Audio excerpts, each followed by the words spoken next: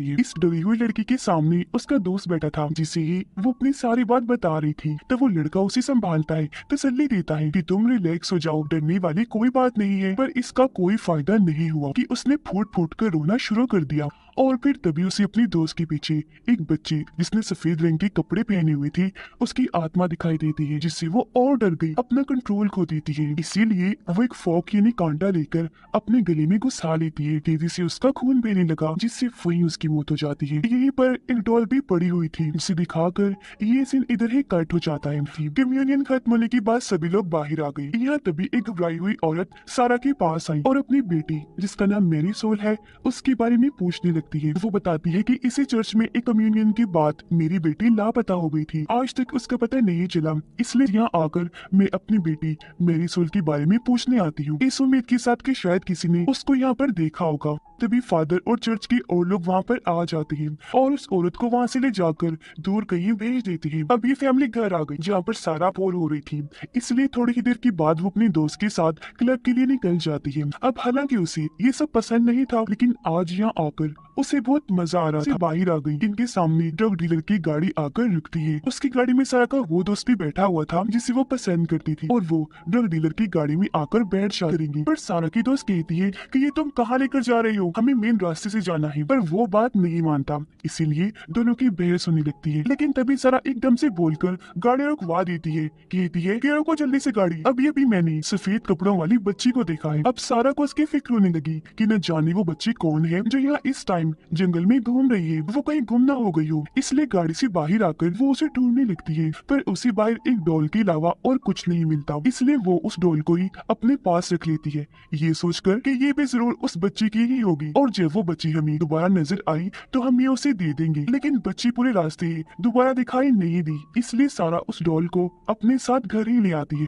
ये डॉल बिल्कुल उसी लड़की की डॉल जैसी थी जिसे हमने शुरुआत में देखा था। रही थी तो वो अपनी बाजू पर अजीब तरह का काला निशान देखती है, लेकिन सारा इसको नजरअंदाज करके अपनी दोस्त से मिलने उसके पास चली जाती है, जहाँ उसकी दोस्त कहती है कि इस टाउन की मैंने एक कहानी सुनी है, जिसमें एक कम्युनियन वाली लड़की जिसने सफेद लिबास पहना हुआ था, कहा जाता है कि उसकी आत्मा लोगों को दिखाई देती है। उसके पास एक डॉल थी जो सबके मुताबिक कर्स्ड है, जिसे बुरा माना जाता है। जिसके पास भी वो होगी उसके साथ अच्छा नहीं होगा, और हो सकता है कल रात सारा तुम्हें उस बच्चे की आत्मा ही दिखाई दी हो, ये डॉल उसी की कर्स डॉल हो। पर सारा को इन बातों पर यकीन नहीं आता, इसीलिए वो फादर के पास जाती है ताकि वो जान सके कि सच में डॉल कर्स्ड है या बस मन गढ़ंत कहानियां हैं। तो फादर डॉल को भी चेक करती है और ये भी बताते हैं कि नहीं, और ना ये डॉल कर्स्ड है, बल्कि ये तो आम सी बच्चों की खेलने वाली डॉल है और कुछ नहीं। पर यहाँ हम फादर के चेहरे को देखकर अंदाजा लगा लेती है कि उनके अंदर कुछ और ही चल रहा है, वो कुछ छुपाने की कोशिश कर रहे हैं।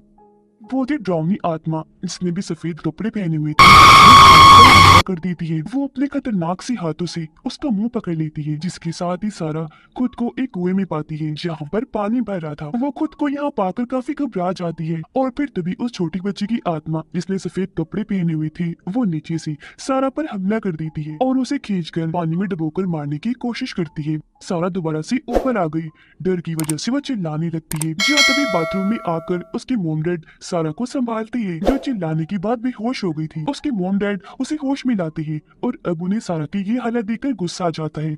वो उस पर शक करने लगी थी कि ये जरूर नशा करने लगी है, इसी वजह से बेहोश हो गई थी। वहाँ से निकल जाती है अपनी दोस्त के पास आने के लिए। उसे मिलकर सारा इस सब के बारे में उसे बताती है और अपने बाजू का निशान दिखाते हुए कहती है सब कुछ उल्टा सीधा भी हो रहा है, निशान तो वक्त के साथ साथ बड़ा होता जा रहा है। जिस पर यहाँ उसकी दोस्त भी हैरानकुन जानकारी देती है कि बिल्कुल ऐसा ही निशान मेरे कंधे पर भी बना हुआ है, जो कहकर वो सारा को भी अपना कंधा दिखाती है। अब यहाँ इन दोनों को लग रहा था कि ये जरूर उस ड्रग डीलर की घटिया नशे के साइड इफेक्ट है, यानी उस ड्रग की वजह से हमारे जिस्म पर ही निशान पड़ रहे हैं। इसीलिए दोनों ड्रग डीलर से मिलकर उसे इस सब के बारे में बताती है। तब वो कहता है कि ऐसा नहीं हो सकता, मेरे नशे में कोई खराबी नहीं, हालांकि मैं खुद भी ये नशा करता हूँ, लेकिन मुझ पर तो कोई निशान नहीं बना। पर यहाँ हमें पता चला कि ड्रग डीलर असल में झूठ बोल रहा है, क्योंकि जैसे वो दोनों वहाँ से गई, ड्रग डीलर अपने सीने को चेक करता है, जहाँ भी वो निशान बना हुआ था और तो और काफी बड़ा हो रहा था। अब सारा की दोस्त वापस घर आ गई। उसकी डैड को शराब की बुरी लत है। वो हर वक्त नशे में रहने की वजह से अपनी बेटी के साथ बहुत बुरा सलूक करती है, यहाँ तक कि उसे मारती भी है। इसी वजह से वो अपना ज्यादा वक्त घर से बाहर ही गुजारती है। थोड़ी देर बाद वो घर से निकलकर एक बार में गई और जब वहाँ की वॉशरूम में जाती है तो उसके साथ भी सारा जैसी डरावनी चीजें होना शुरू हो जाती है, जैसे कि वो भी वहाँ उस आत्मा को देखती है जो उसे अजीब हरकतें करके डराने की कोशिश करती है। इससे घबरा गई। वो रोते हुए जल्दी से बाहर से भाग के बाहर आई और फोन लगाकर सब कुछ सारा को बता देती है जो अभी अभी उसके साथ हुआ। अचानक वो आत्मा आकर उसकी दोस्त पर हमला कर देती है, जिससे एकदम वो चुप हो गई। अब ये देखकर सारा समझ गई कि मेरी दोस्त मुसीबत में है, इसलिए वो जल्दी से वहाँ से निकलकर अपनी दोस्त के पास आ गई, जो भी बिल्कुल उसी तरह बेहोश पड़ी थी जैसे सारा भी हुई थी। अब यहाँ उसकी दोस्त का जिस्म पड़ा था, जबकि उसकी भी आत्मा को हम सारा की तरह कुएं में देखते हैं, जहाँ उस बच्चे की आत्मा उसे भी मारने की कोशिश कर रही थी। अब इससे पहले कि बच्चे उसे जान से मारती, सारा ठीक वक्त पर उसे होश में ले आती है, जिससे उसकी जान बच जाती है। अब ये दोनों लड़कियां काफी डर गई थी और यह ड्रग डीलर के पास जाने लगती है, क्योंकि उन्हें लग रहा था कि अब वो आत्मा उस पर भी हमला करेगी। अब ड्रग डीलर दिखाया गया, जिसे भी सच में वो आत्मा डराना शुरू कर देती है, अपना खौफनाक चेहरा दिखाकर, जिससे वो इतना डर गया कि अपनी गाड़ी में बैठकर जल्दी से यहाँ से निकल जाता है। लेकिन तभी गाड़ी के अंदर भी उसकी आत्मा आ जाती है, जिससे वो इतना घबरा गया कि गाड़ी चलाने से उसका ध्यान हट जाता है। उसका इतना बुरा एक्सीडेंट हुआ कि मौके पर ही उसकी मौत हो जाती है, इसलिए काफी डरी हुई थी और रोने लगती है। उन्हें कुछ समझ नहीं आती कि क्या करें। वो अपने उसी दोस्त के पास जाती है जो सारा को पसंद करता था और उसे वो सब कुछ बता देती है जो उनके साथ हो रहा था। अब यहाँ उनका दोस्त उन्हीं दो बहनों के बारे में बात कर रहा था जिन्हें हमने शुरुआत में देखा, यानी वो डरी हुई लड़की और उसकी बहन। अगले ही दिन ये तीनों उस डरी हुई लड़की के दोस्त से मिलने के लिए चले जाती है, जहाँ वो बताता है कि हाँ उन दोनों बहनों ने खुद अपनी जान उनके पास ही अपने आप ही गायब हो गई। यहाँ इनको ये बात भी कंफर्म हो जाती है कि सारा के पास जो डॉल है ये वही डॉल है जो उनके पास भी थी, जिसकी वजह से वो आत्मा सबके साथ ऐसा करती है। ये चारों काफी घबरा गई और फादर के पास जाती है, लेकिन जब ये चर्च पहुंची तो वहाँ फादर तो नहीं थे, बल्कि इन्हें वहाँ काफी साल पहले 1998 की कम्युनियन वाली रील मिल जाती है, जिसे चलाने पर ये मैरी सोल नाम की एक बच्ची को देखती है जो उस वक्त कम्युनियन का हिस्सा थी और उसके हाथ में यही वाली डॉल थी, जिससे यहाँ ये बात सामने आई कि बच्ची की आत्मा असल में मैरी सोल की आत्मा है। अब यहाँ सारा को उस औरत के बारे में याद आया जो कम्युनियन वाले दिन चर्च के बाहर अपनी बेटी मैरी सोल को ढूंढते हुए आ गई थी, और मैरी सोल क्योंकि उस औरत की बेटी थी इसलिए ये तीनों अब उससे मिलने का फैसला करती है। पर यहाँ इन तीनों पर वो आत्मा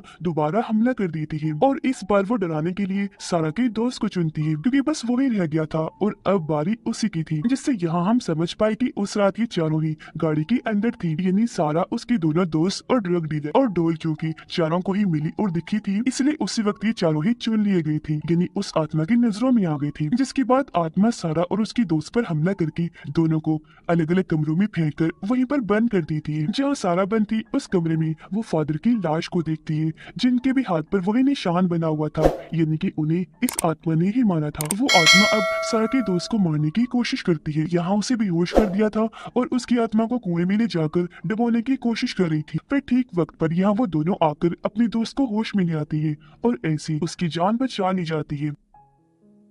उनकी इस दोस्त के ऊपर भी बिल्कुल वैसे ही निशान बन गई थी। मैं जल्द से जल्द मेरी सोल की मॉम के पास जाना है, पर तभी यहाँ सारा की दोस्त की डैड आ जाती है और क्योंकि वो कॉलेज नहीं जा रही थी इसीलिए वो उसे काफी डांटती है। वो फिर से उसे पीटने लगती है, जहाँ वो आत्मा भी दोबारा से सारा की दोस्त को डराकर उस पर हमला कर देती है।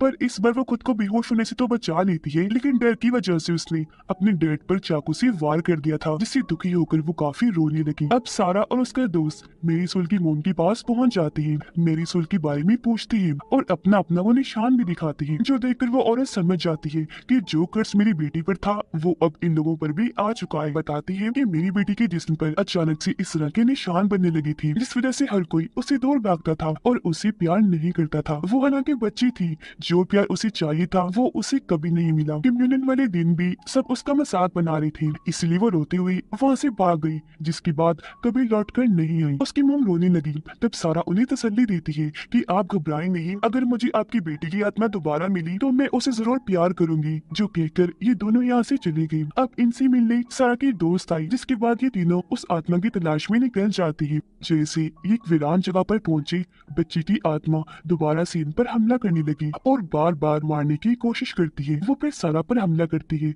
और उसे खींचकर दोबारा से उस कुएं में ले आई। सारा के सामने उस बच्ची की आत्मा थी, सफेद कपड़ों में, जो अब धीरे धीरे उसकी तरफ बढ़ने लगी। लेकिन यहाँ वो सारा की जान लेने, उसे तकलीफ देने की बजाय उसके गले से लग गई। ये देखकर सारा घबरा तो गई, लेकिन तभी उसे इस बच्ची यानी मैरीसोल की मोम की बातें याद आने लगी कि उसे प्यार कभी नहीं मिला, क्योंकि उस वक्त हर कोई उसे दूर रहता था, प्यार नहीं करता था, क्योंकि उसका पूरा ही जिस्म निशानों से जो भर गया था, यहाँ तक कि कोई भी उसे छूने से भी डरता था। तो अब यहाँ सारा समझ गई कि मैरीसोल चाहती थी कि लोग उससे बिना डरे उससे प्यार करें, इसलिए मैरीसोल को भी वो गले से लगा लेती है। लेकिन तभी उस कुएं में पानी भरने लगा, इसमें सारा डूबने लगती है, लेकिन वो फिर भी मैरीसोल को नहीं छोड़ती, उसे गले से लगा के ही रखती है।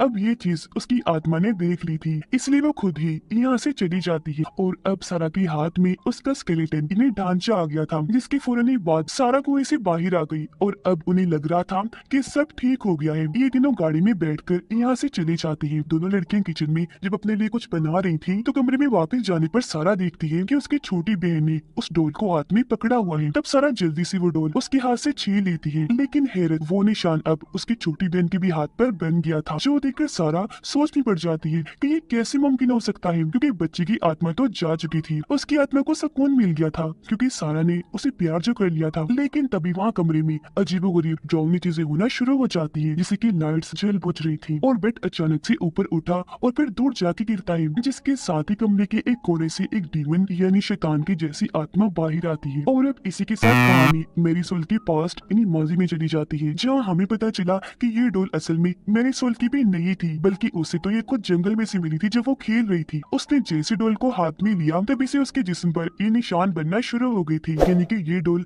काफी पहले से ही कर्ज थी। जो इस डोल के अंदर था वो कोई आम आत्मा नहीं थी, बल्कि वो था एक डीमन, एक खतरनाक शैतान, जो कि सभी को ऐसे ही मारता है। इन्हीं डोल के जरिए पहले उन्हें कर्ज करता है, फिर उन्हें बेहोश करके आत्मा को ले जाकर उनकी जान ले लेता है। मतलब कि एक बार अगर इस डोल को किसी ने छू लिया तो इसके अंदर का शैतान उसको कभी नहीं छोड़ेगा। और अब खतरा सारा की बहन को था। यहाँ ये बात भी साफ हो गई कि किसी को भी मैरीसोल ने नहीं मारा, बल्कि वो तो हर बार सभी को इसलिए नजर आती थी क्योंकि वो यहाँ इन्हें समझाने आया करती थी कि उस डोल से दूर रही और इस निशान की वजह से नफरत ना फैलाएं, इस तरह के वहम से दूर रही और सबको प्यार करे अपनाएं, जो प्यार उसे कभी नहीं मिला था, क्योंकि यहाँ पर वो सब कुछ डीमन कर रहा था और उसने मैरीसोल पर बस अपना कंट्रोल किया हुआ था। और अभी कर्स्ट तब तक चलता रहेगा जब तक कि इस डोल को तबाह न किया जाए। इस ड्राउनी एंडिंग के साथ ही इस फिल्म की कहानी यहीं पर खत्म हो जाती।